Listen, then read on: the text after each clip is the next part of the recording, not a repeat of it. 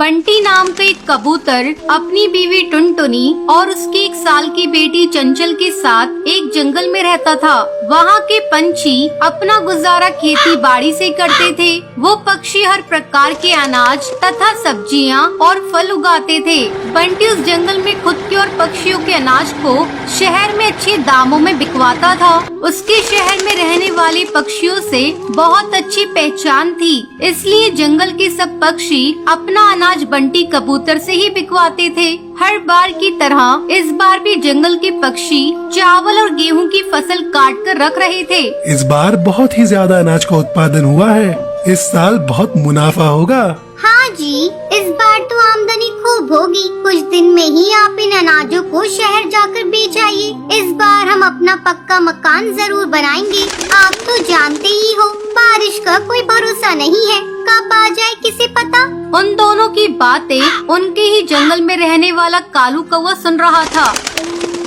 अरे भैया, क्या बात है? आप तो पक्के मकान बनाने की बात कर रहे हो। अच्छा है, सबकी तरक्की देख मुझे बहुत खुशी हो रही है। मेरा भी अनाज शहर में जाके अच्छे भाव में बिकवा दीजिए। पिछली बार ज्यादा मुनाफा नहीं मिला था, इस बार थोड़ा कोशिश कीजिए कि अच्छा मूल्य मिल जाए। जंगल के सब पक्षी हंसी खुशी से बातें कर ही रहे थे, तभी अचानक तेज हवा चलने लगी। फिर जोर से बारिश होने लगी।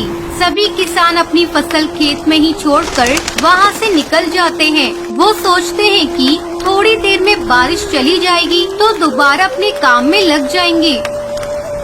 अरे ये बारिश तो बढ़ती ही जा रही है। ऐसे ही चलता रहा तो हमारा पूरा अनाज नष्ट हो जाएगा। बारिश जल्दी ही खत्म हो जाएगी। तेज हवा चलने के बाद बरसे बादल किसानों पर आफत बनकर टूटे। जंगल के सभी पक्षियों ने गेहूं और चावल की फसलें खेत में ही छोड़ रखी थी। उन्हें बस सुबह होने का इंतजार था। सुबह होते ही जब सभी पक्षी खेत में पहुँचे, तब वहाँ का नजारा देख वो पक्षी दंग रह गए। बारिश के कारण अनाज की फसल बर्बाद हो गई थी। इसके अलावा फलों और सब्जियों की फसल भी बर्बाद हो चुकी थी। हे भगवान, ये तो अनर्थ हो गया। पूरी फसल नष्ट हो गई। इस बार तो सबसे ज्यादा उम्मीद थी। लगता है हमें किसी की नजर लग गई। अब हमारा क्या होगा? हम क्या खाएंगे? सभी पक्षी बची कुची फसल वहाँ से उठाकर निराश होकर अपने घर चले जाते हैं। तभी कहर बनकर बारिश फिर आ जाती है। इस बार पहले से भी ज्यादा बारिश होने लगती है। बारिश के साथ साथ अब ओले भी पड़ने लगे।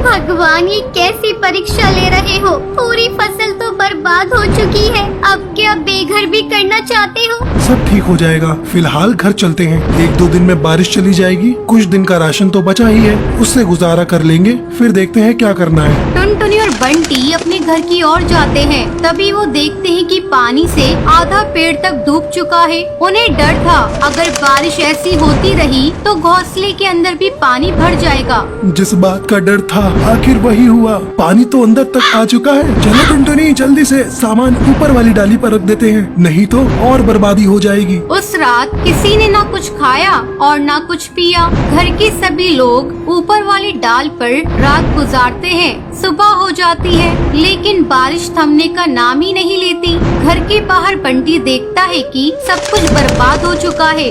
जंगल के कुछ पक्षियों का घर भी ढह चुका था। उन्हें डर था कहीं उनका भी घर बारिश के कारण ढह न जाए। सुनिए, बारिश का कोई भरोसा नहीं है। अपना घर कभी भी ढह सकता है। हमें अपने लिए कोई दूसरा ठिकाना ढूंढना होगा।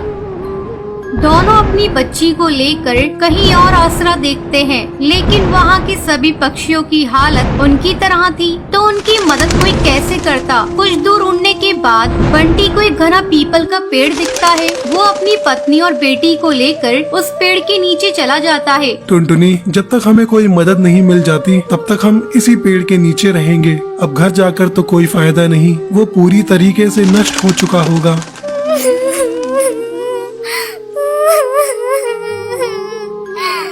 आखिर ये सब हम गरीबों के साथ ही क्यों होता है? लोगों के लिए हम अनाज बोते थे और अब खुद दाने दाने के लिए मोहताज हो चुके हैं। आज तो जैसे तैसे गुजारा हो जाएगा, लेकिन कल का क्या? आज तो थोड़ा बहुत खाना भी है, कल पता नहीं हमें खाना नसीब होगा भी कि नहीं। उस रात बंटी और टुनटुनी कल की चिंता में पूरी रात सो नहीं पाते। बंटी खाने की व्यवस्था करने बाहर जाता है। थोड़ी देर में वो कुछ खाना अपने साथ लाता है।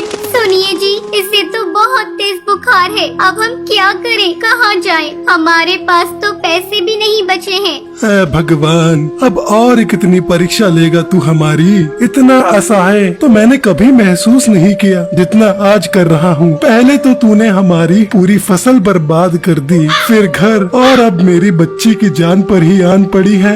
इतना निर्दयी तो कैसे हो सकता है? अमीरों को सुख और गरीबों को दुख तो क्यों देता है? ये सब देखने से पहले मैं मर ही क्यों नहीं गया?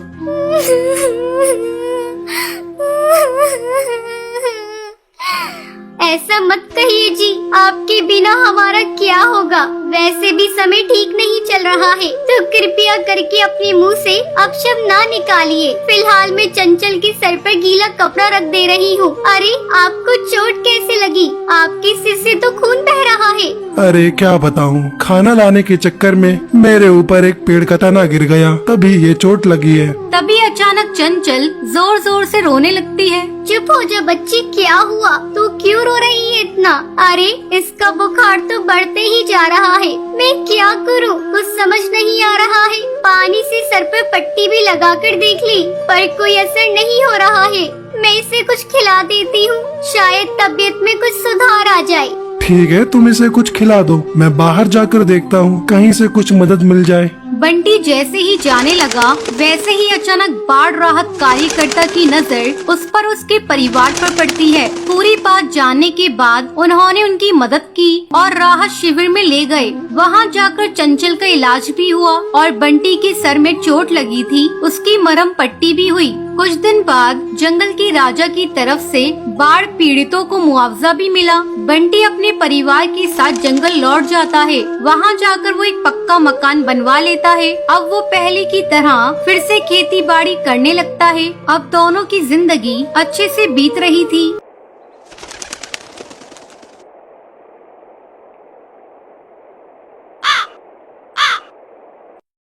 चंदनवन जंगल में टूनी और टुनटुनी नाम की सास बहू रहा करती थी। एक दिन टुनटुनी अपनी सास टूनी से कहती है, माँ जी, सब्जी लेने सब्जी मंडी चलते हैं। अरे बहू, सब्जियों के दाम तो आजकल आसमान छू रहे हैं। तो माँ जी, इससे हम लोगों को क्या मतलब? हम लोग तो बस अपना काम करेंगे और चलते बनेंगे। आप सब्जी वालों को अपनी बातों में फंसा लीजिएगा और मैं धीरे धीरे सब्जियों को चुरा कर रख लूंगी। ठीक है बहू, तू बड़ा सा थैला ले ले और चलते हैं। दोनों सास बहू सब्जी मंडी जाते हैं। माँ जी, चलिए इस कालू सब्जी वाले के पास चलते हैं। वो सब्जी वाला कुछ उल्लू टाइप का लग रहा है। हाँ हाँ बहू, चल। सब्जी वाले की दुकान पर पहुंचकर, भैया, ये लौकी कितने रुपए किलो है? 50 रुपए किलो माँ जी। नहीं नहीं, ये तो बहुत महंगी है। बताओ भैया, टमाटर कितने किलो दिए हैं? टमाटर तो 80 रुपए किलो हैं। ये तो और भी ज्यादा महंगे हैं। समझ में नहीं आ रहा है, क्या लूं? अच्छा भैया, बैगन की कीमत बता दो। बैगन 40 रुपए किलो है माँ जी। इस तरह टूनी अपनी बातों में सब्जी वाले को फंसाए हुए रहती है और वहाँ टुनटुनी धीरे धीरे सब्जियों को चुरा कर अपने थैले में रख रही थी। बहन जी, आपको सब्जियाँ लेनी है या नहीं? बेकार में क्यों चिक चिक कर रही हैं? भैया, सब्जियों के कुछ सही रेट लगाओ तो मैं सब्जियाँ ले लूं। बहन जी, सब्जियों के रेट मैंने सही लगाए हैं। आपको लेने हैं तो लीजिए, नहीं तो कहीं और जाइए। हर जगह सब्जियों के यही भाव हैं। माँ जी, चलिए कहीं और चलते हैं। इन्हें तो अपनी सब्जियों को बेचने का मन ही नहीं है। टूनी टुनटुनी का इशारा समझ जाती है और वहाँ से चल देती है। रास्ते में टूनी टुनटुनी से कहती है, बहू, बाजार आए हैं तो चल किसी सुनार वाली दुकान पर चलते हैं। अगर मौका मिलेगा तो 1-2 सोने के हार चुरा लेंगे। नहीं माँ जी, मुझे तो सुनार वाली की दुकान पर जाने में डर लग रहा है। अरे बहू, इसमें डरने वाली क्या बात है? चल, इस बार दुकानदार को तू बातों में फंसाए रखना और मैं 2-4 हार उड़ा लूंगी। ठीक है माँ जी, जब आप कह रही हैं तो चलते हैं। दोनों सुनार वाली की दुकान पर जाती हैं। आइए आइए बहन जी, कहिए आपको कैसी चूड़ियाँ और हार दिखाऊं? भाई साहब, आपकी दुकान में जो सबसे महंगे सोने का हार है वही दिखाइए। अभी दिखाता हूँ बहन जी। थोड़ी देर बाद ये लीजिए बहन जी, ये मेरे दुकान के सबसे महंगे हीरे का हार है, कहिए कौन सा दे दूँ?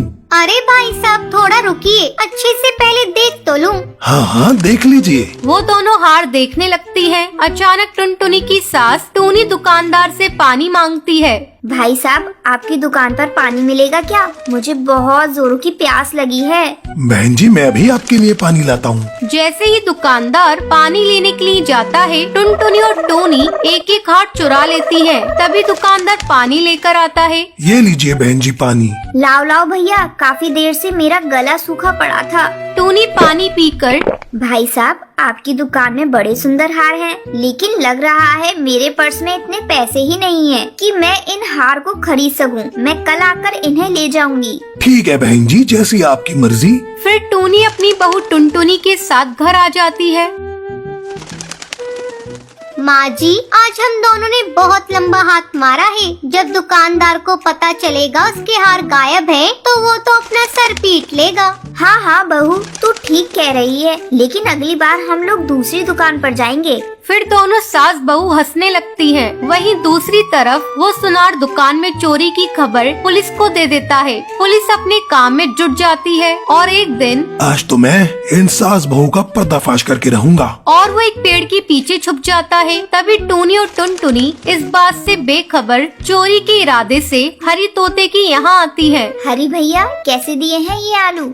माँ जी 20 रुपए किलो। हाय राम इतने महंगे तो शहर में भी नहीं है। तभी मौका देखकर टुनटुनी सब्जियों पर हाथ साफ कर ही रही होती है। तभी कौवा इंस्पेक्टर उन दोनों को रंगे हाथ पकड़ लेता है। आज हत्ते लगी हो तुम सास बहू, बहुत दिनों से तलाश थी। अब हवालात में सूखी रोटी तोड़ना।